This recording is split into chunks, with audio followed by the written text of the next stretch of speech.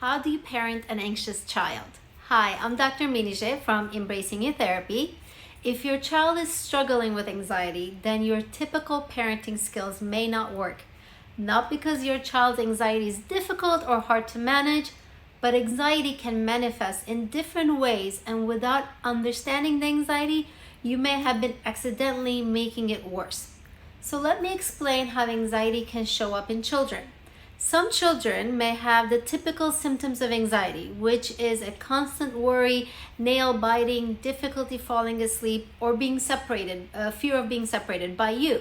But for other children, anxiety can show up as irritability, where they have a hard time following instructions. For some children, anxiety is misdiagnosed as ADHD because anxiety can make it very hard for a child to focus and concentrate. So the point is, if we don't know anxiety is behind your child's behavior, then your parenting techniques may not work to help them through it. Once you know that your child is struggling with anxiety, here are 3 things you can do. 1, do not take it personally. No matter what the issue is, no matter the emotion, no matter the type of tantrum your child is having, do not take it personally. This emotional outburst is not about your ability to parent, how much love you have for your child, or how much love your child has for you. You are not the only parent whose child has anxiety. You probably know other parents in the same situation. Once you stop taking their behavior personally, you can move on to figure out what triggered it and what you can do about it.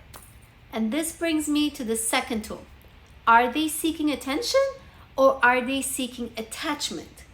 As parents, we fall into the trap of thinking that when a child is being anxious, they're just trying to get out of something, or even worse, they're not being brave enough.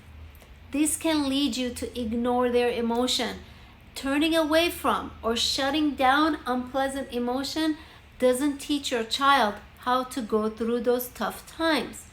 It actually displays that their genuine feelings aren't valid or it shouldn't be expressed.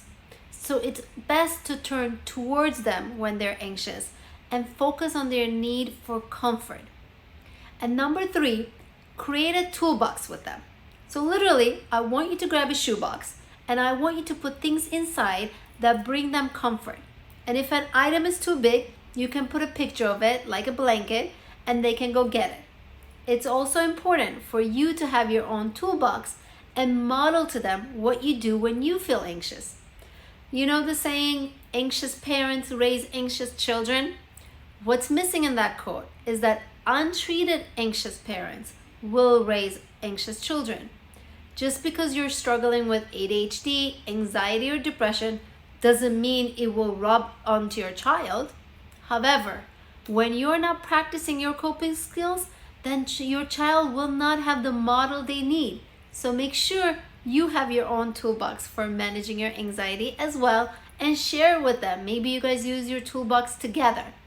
If you find this helpful, if you have any questions, please share them below and I will personally respond to you. If you're living in California and interested in therapy for anxiety, reach out to us and hope to hear from you soon.